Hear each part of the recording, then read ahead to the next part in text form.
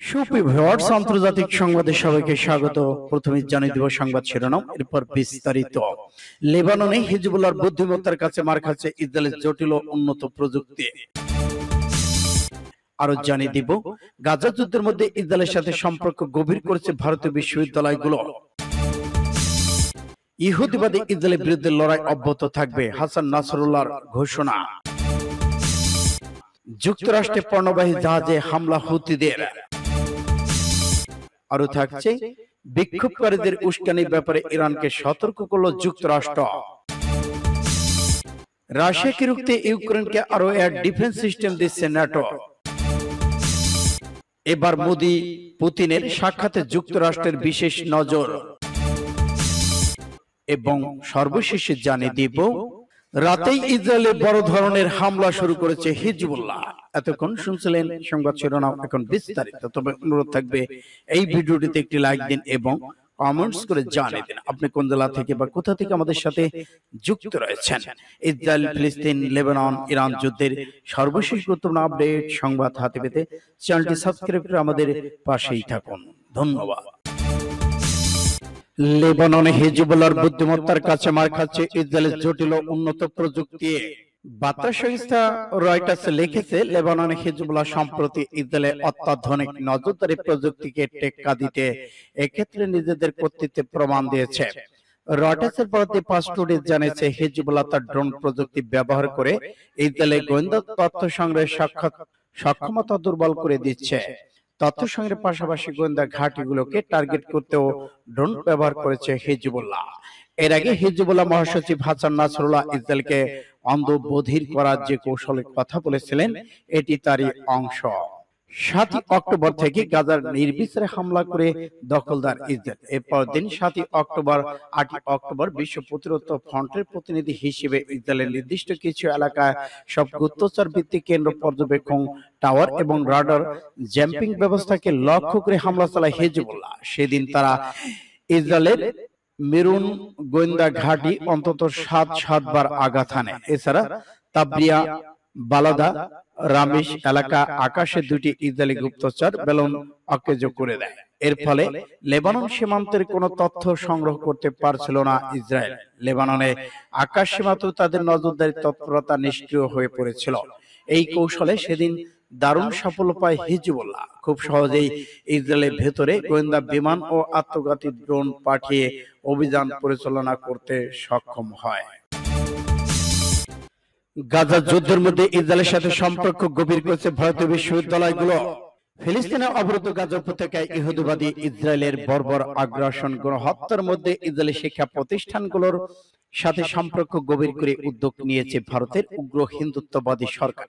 এরই মাঝে ভারতীয় বিভিন্ন বিশ্ববিদ্যালয় ইসরায়েলের শিক্ষা প্রতিষ্ঠানগুলোর সাথে গবেষণামূলক সহযোগিতা জোরদার করেছে। আমেরিকা এবং ইউরোপ যখন ইসরায়েলি শিক্ষা প্রতিষ্ঠানগুলোর সাথে সম্পর্ক ছিন্ন করার আহ্বান জোরদার হচ্ছে, তখন ভারতের পক্ষে থেকে সম্পর্ক গভীর করার উদ্যোগ নেওয়া হয়েছে।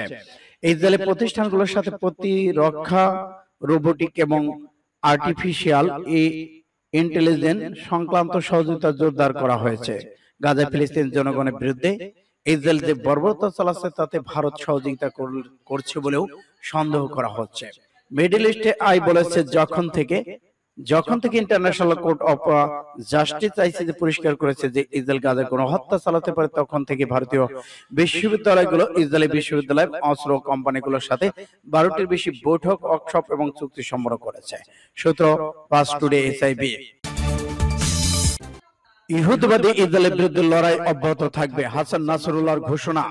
লেবাননে ইসরায়েলি প্রতিরোধ আন্দোলন হিজবুল্লাহ মহাসচিব সৈয়দ হাসান নাসরুল্লাহ বলেছেন, তার সংগঠন ফিলিস্তিন জনগণের প্রতি সমর্থন দেওয়া থেকে কখনো পিছু হটবে না, বরং বর্বর আগ্রাসন, গণহত্যার বিরুদ্ধে প্রতিশোধমূলক হামলা অব্যাহত রাখবে।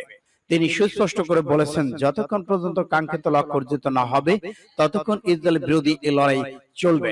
গতকাল লেবাননের রাজধানী বৈরুতে দাহি এলাকায় সৈয়দ আশা শুহাদা কমপ্লেক্সে দেওয়া এক বক্তৃতায় হাসান নাসরুল্লাহ ইসরায়েলি বিরোধী লড়াই অব্যাহত রাখার অঙ্গীকার ব্যক্ত করেছেন। শুক্রবার মরহম মাস উপলক্ষে সৈয়দ আশ শুহাদা কমপ্লেক্সে এই অনুষ্ঠানের আয়োজন করা হয়। হাসান নাসরুল্লাহ বলেছেন, যুদ্ধ দ্বারা ইহুদিবাদী ইসরায়েলের বিরুদ্ধে যে লড়াই শুরু করেছে তা কাঙ্ক্ষিত লক্ষ্য অর্জিত না হওয়া পর্যন্ত বন্ধ হবে না। সূত্র আরব নিউজের। যুক্তরাষ্ট্রের পণ্যবাহী জাহাজে হামলা হুতিদের। আবার যুক্তরাষ্ট্রের পণ্যবাহী জাহাজে হামলা করেছে ইয়েমেনের সশস্ত্র গোষ্ঠী হুতি। এক বক্তব্যে এমনটি দাবি করেন ইরান সমর্থিত গোষ্ঠীটির মুখপাত্র ইয়াহিয়া সারি। খবর বার্তা সংস্থা এপেরা। মঙ্গলবার আরব সাগরে বেশ কয়েকটি ব্যালিস্টিক ক্ষেপণাস্ত্র দিয়ে মার্কিন পণ্যবাহী জাহাজ মানেস্কো সেন্টারে হামলা চালায় বিদ্রোহী গোষ্ঠীটি। এতে প্রাথমিকভাবে হতাহতের কোনো খবর পাওয়া না গেলেও ধারণা করা হচ্ছে বেশ ক্ষয়ক্ষতির মুখে পড়েছে জাহাজটি। একই সঙ্গে এডেন উপসাগরে আরো দুটি জাহাজে ড্রোন হামলার দাবি করেছে ইরান সমর্থিত গোষ্ঠী। এবার বিক্ষোভকারীদের উস্কানির ব্যাপারে ইরানকে সতর্ক করল যুক্তরাষ্ট্র। ইরানের বিরুদ্ধে নিজের দেশে ফিলিস্তিনপন্থী বিক্ষোভকারীদের উস্কানি দেওয়ার অভিযোগ তুলল যুক্তরাষ্ট্র। মঙ্গলবার এ ব্যাপারে সতর্ক বার্তা দেন দেশটির হোয়াইট হাউসের মুখপাত্র কেনিন জা পিয়রে। খবর একাধিক গণমাধ্যমের। তিনি বলেছেন, মত প্রকাশের স্বাধীনতা গণতন্ত্রের জন্য অপরিহার্য, তবে মার্কিন সরকারের দায়িত্ব আমেরিকানদের বিদেশি শক্তির ক্ষতিকর কার্যকলাপ সম্পর্কে সতর্ক করা। হোয়াইট হাউসের মুখপাত্র বলেছেন, যুক্তরাষ্ট্রে ফিলিস্তিনপন্থীদের বিক্ষোভের সুযোগ নিতে যাচ্ছে। আমি বলতে চাই, গাজার সংঘাতের বিষয়ে আমেরিকানরা প্রত্যেকে নিজেদের মতামত প্রকাশ করার চেষ্টা করছে, কাজেই শান্তিপূর্ণ কর্মসূচিতে আমরা সাদরে গ্রহণ করব। হোয়াইট হাউসের মুখপাত্র ক্যারিন জেপিয়ারের আরো বলেছেন, আমি ইরান সহ সব বিদেশি শক্তিকে সতর্ক করতে চাই, আমাদের দেশে প্রভাব ফেলার চেষ্টা করলে তা হবে অগ্রহণযোগ্য। সূত্র ফাস্ট টুডে। রাশিয়াকে রুখতে ইউক্রেনকে আরো এয়ার ডিফেন্স সিস্টেম দিচ্ছে ন্যাটো। যুক্তরাষ্ট্রের নেতৃত্বাধীন সামরিক জোট ন্যাটোর ৭৫ বছর পূর্ণ হয়েছে কয়েক মাস আগে। গতকাল মঙ্গলবার জোটের ৭৫তম বার্ষিক শীর্ষ সম্মেলন শুরু হয়েছে ওয়াশিংটনে। সম্মেলনের প্রথম দিন উদ্বোধনী ভাষণ দিয়েছেন মার্কিন প্রেসিডেন্ট জো বাইডেন। বক্তৃতায় এদিন উল্লেখযোগ্য বিষয়ে কথা বলেন তিনি। বাইডেন জানিয়েছেন, রাশিয়াকে রুখতে ইউক্রেনকে আরো এয়ার ডিফেন্স সিস্টেম দেওয়া হবে। অতীতে এই সিস্টেম ইউক্রেনকে রাশিয়ার আক্রমণের হাত থেকে রক্ষা করেছে। বাইডেন এই ঘোষণা কিছুক্ষণের মধ্যেই ধন্যবাদ জানিয়ে বিবৃতি দেন ইউক্রেনের প্রেসিডেন্ট ভ্লাদিমির জেলেনস্কি। একই সঙ্গে তার আবেদন, আমেরিকা সহ পশ্চিমা দেশগুলিকে একই সিস্টেম দ্রুত দিতে হবে। রাশিয়াকে ঠেকাতে আরো সাহায্যের প্রয়োজন ইউক্রেনের। সূত্র ফাস্ট টুডে। মোদি পুতিনের সাক্ষাতে যুক্তরাষ্ট্রের নজর। মস্কোর রুশ প্রেসিডেন্ট ভ্লাদিমির পুতিনের সঙ্গে দেখা করেন মোদি। ইউক্রেনের আগ্রাসন চালানোর রাশিয়ার সঙ্গে ভারতের বন্ধুত্ব এখন আর গোপন বিষয় নয়। ইনি ওয়াশিংটনের সঙ্গে নয়াদিল্লির টানাপোড়েন চলছে। পুনর্নির্বাচন হওয়ার পর ছিল মোদি পুতিনের প্রথম সাক্ষাতেই মোদিকে আলিঙ্গন করেন তিনি। রুশ প্রেসিডেন্ট বাসভবনে রাজকীয় নৈশভোজে অংশ নেন ভারতীয় প্রধানমন্ত্রী। বিষয়টি নিয়ে উদ্বেগ প্রকাশ করেছে যুক্তরাষ্ট্র।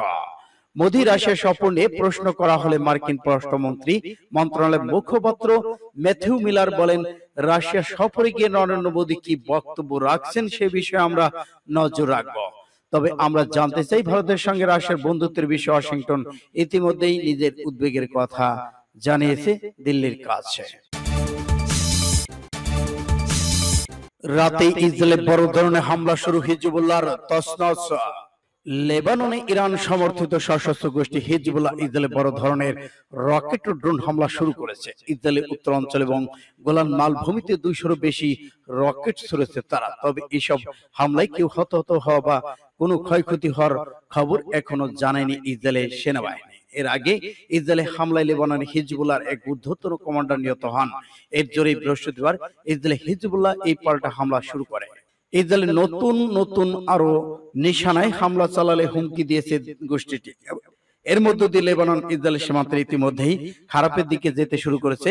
সংঘাত পরিস্থিতি এবং সহিংসতা বাড়িয়ে দিয়েছে হিজবুল্লাহ, পালাচ্ছে ইসরায়েল। ইসরায়েলের মধ্যে কয়েক মাস থেকে সংঘাত ক্রমেই বাড়ছে। এতে দুই দেশের পুরোদস্তুর যুদ্ধ বেঁধে যাওয়ার আশঙ্কা দেখা দিয়েছে। সূত্র ফাস্ট টুডে।